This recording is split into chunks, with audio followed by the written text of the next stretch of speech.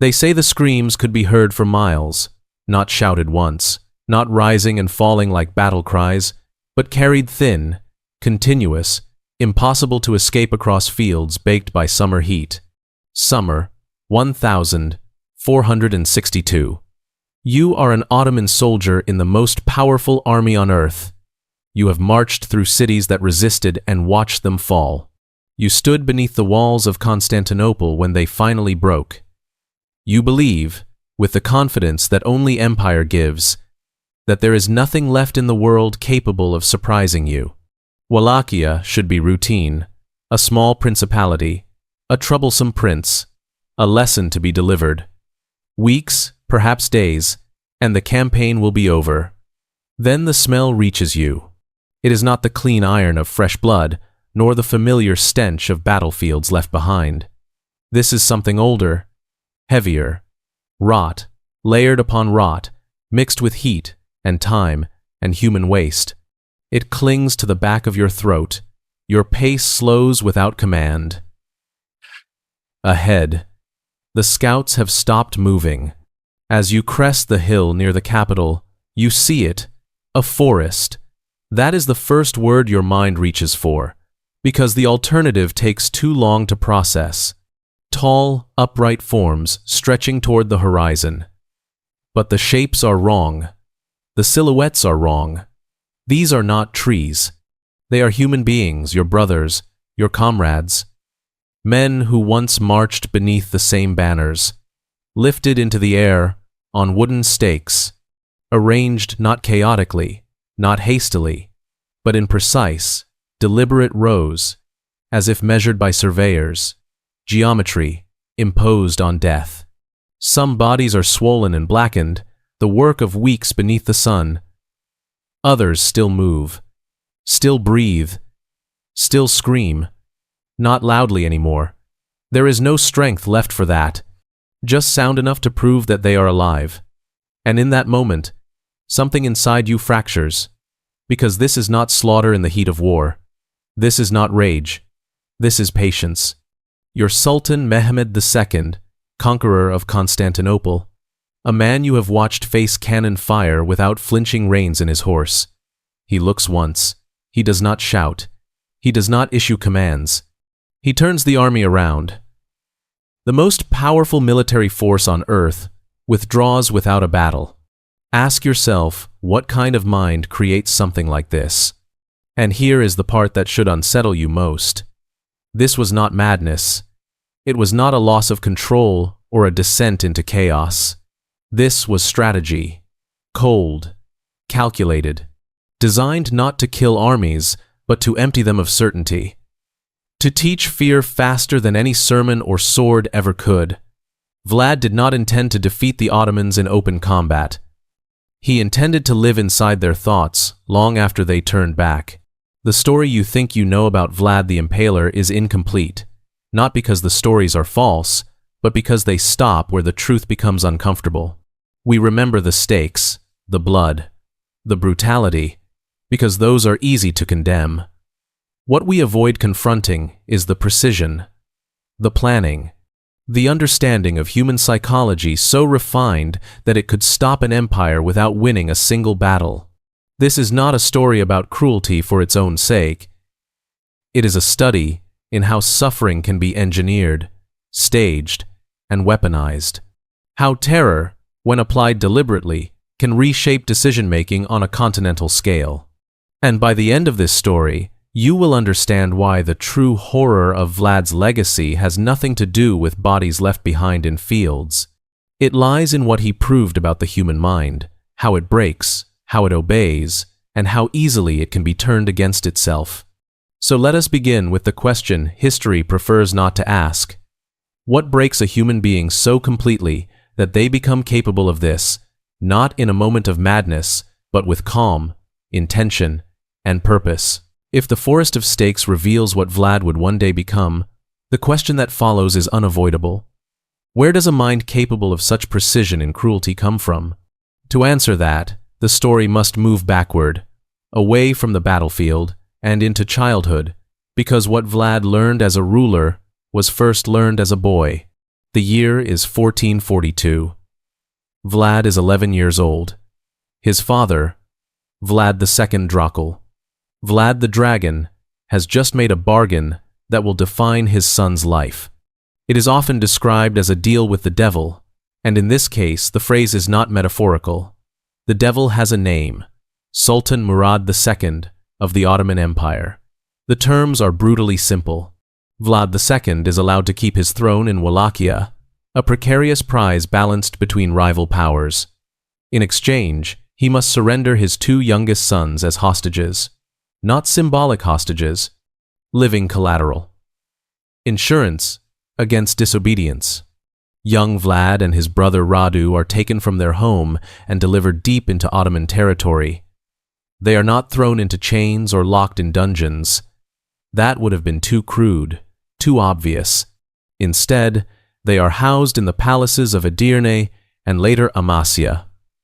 They are dressed in fine clothes, they are educated, they receive military training, they learn Turkish and Arabic, philosophy and theology.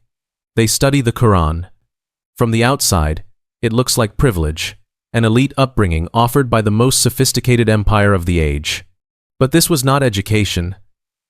It was conditioning. For 6 years, from the ages of 11 to 17, Vlad lives inside the machinery of empire. He watches how the Ottomans rule not only through force, but through spectacle. He witnesses executions staged not merely to punish criminals, but to teach entire cities what resistance costs. Bodies displayed, pain prolonged, mercy withheld with intention.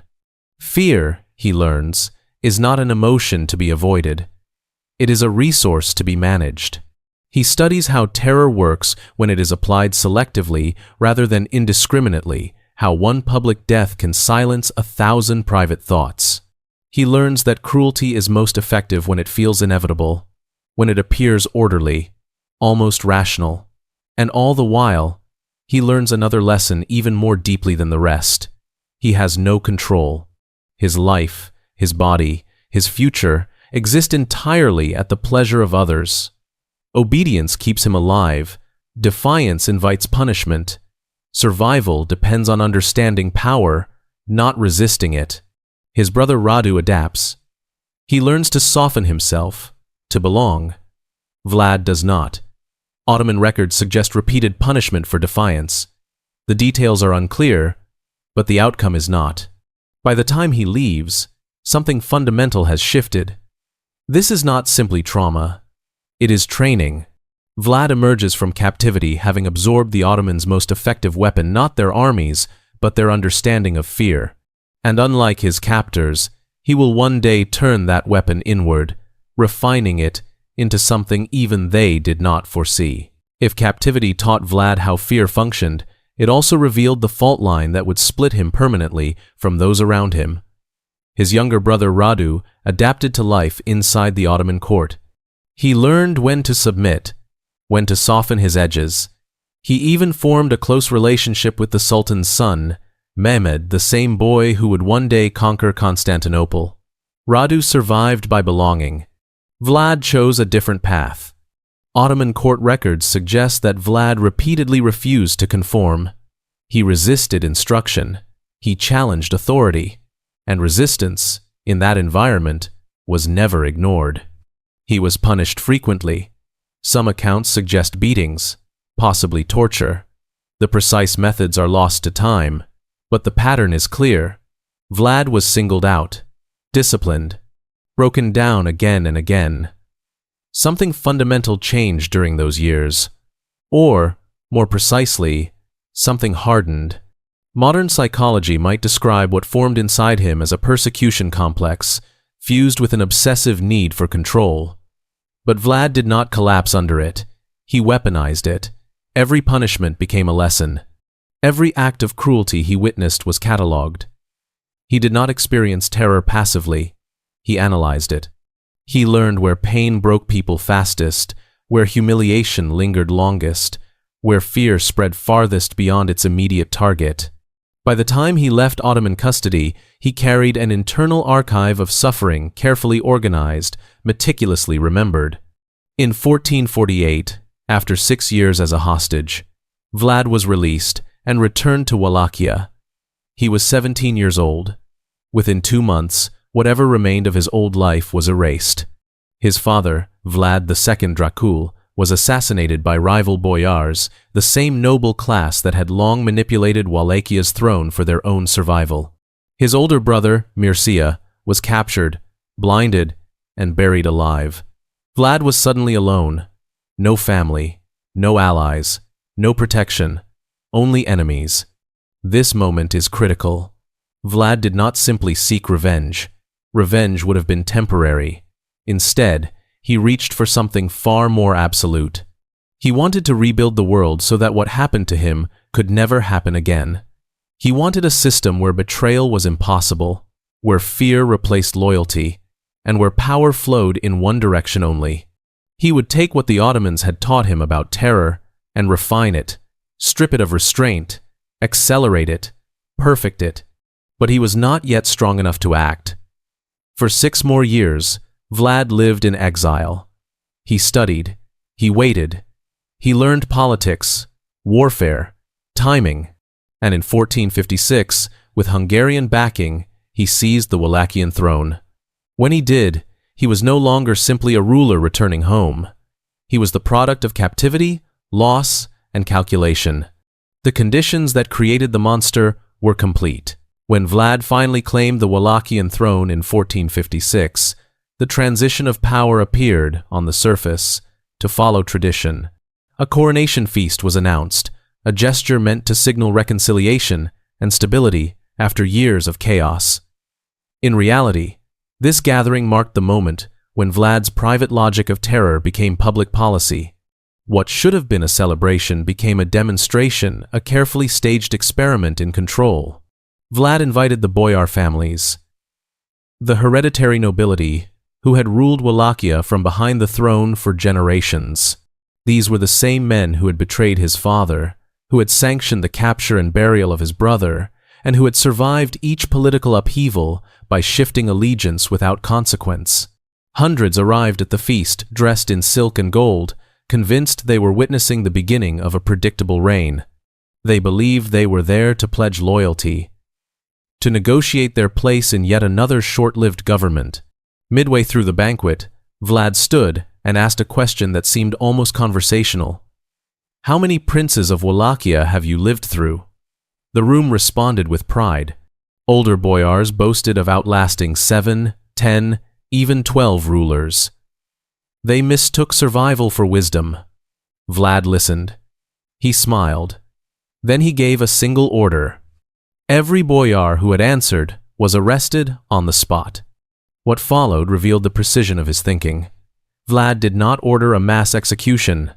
That would have been inefficient. Instead, he sorted his captives by age and strength. The older men, the architects of instability, the ones who had made a profession of betrayal, were impaled outside the palace walls. Not quickly, not mercifully. Their deaths were meant to be visible, prolonged, and unmistakable. The younger and stronger boyars were spared immediate death, but not punishment.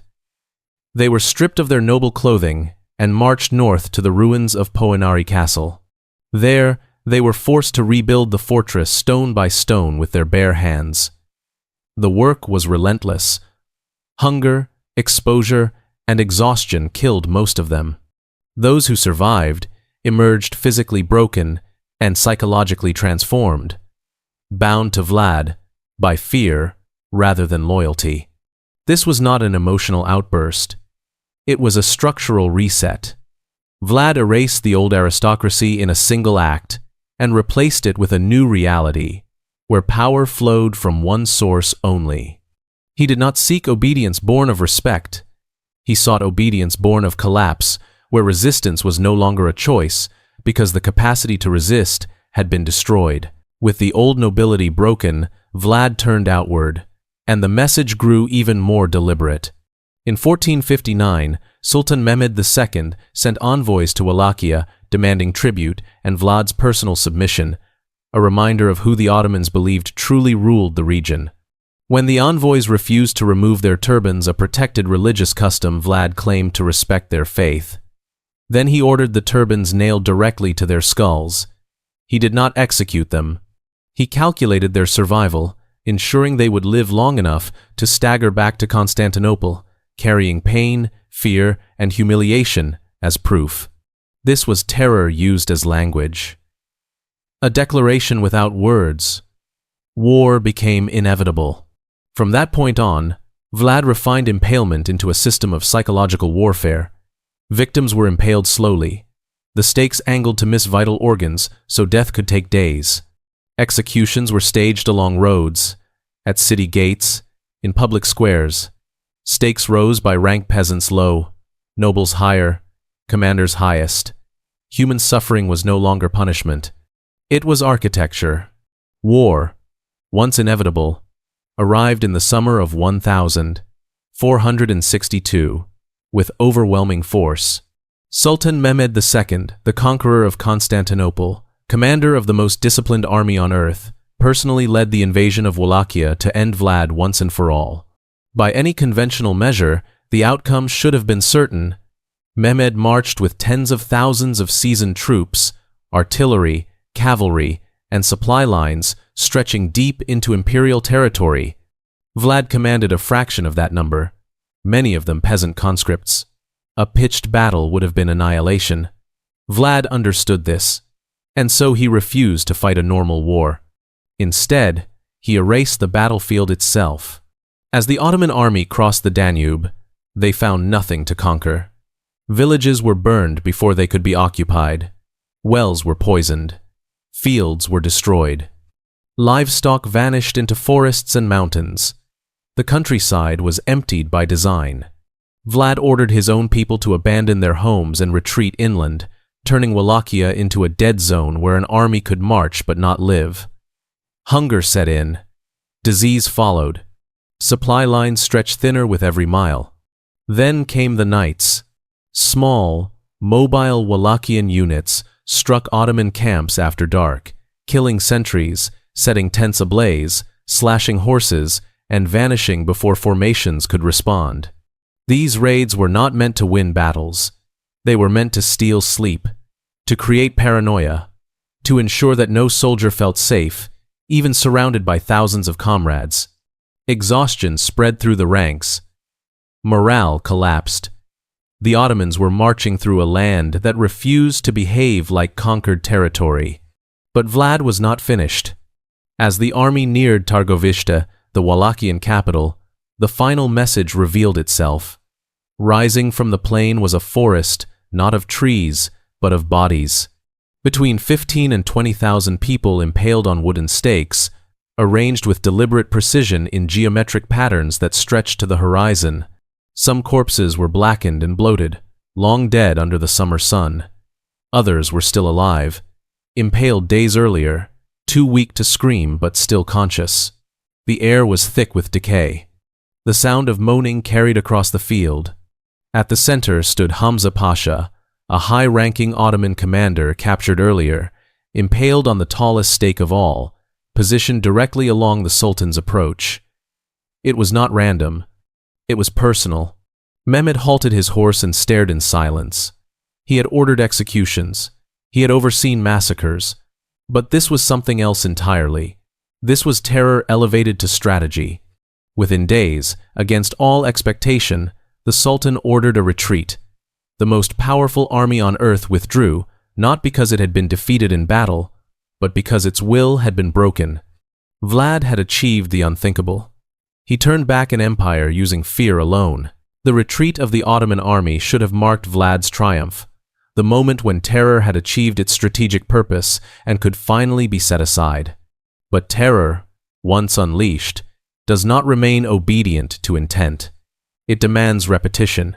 It demands escalation, and it consumes the one who wields it as relentlessly as it consumes its victims. Vlad had proven that fear could turn back an empire, but he had also trained himself to see fear as the only language that worked, and so he could not stop speaking it.